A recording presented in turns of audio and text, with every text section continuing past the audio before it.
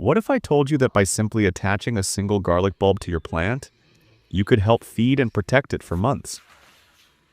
This little trick, inspired by nature itself, might be the secret your garden has been waiting for. Take one fresh garlic bulb. Gently cut one side of it, just enough to release its natural juices.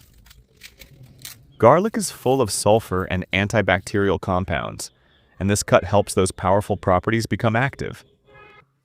Now, sprinkle a pinch of turmeric powder on the cut side.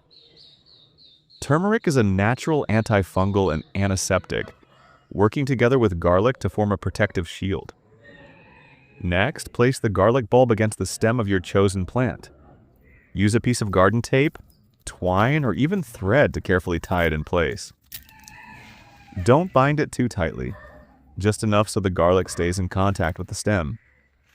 Over time, the plant slowly absorbs these natural compounds, strengthening its immunity and helping it fight off pests, fungus, and disease, while also boosting growth. It's a simple chemical-free trick that mimics nature's own defenses.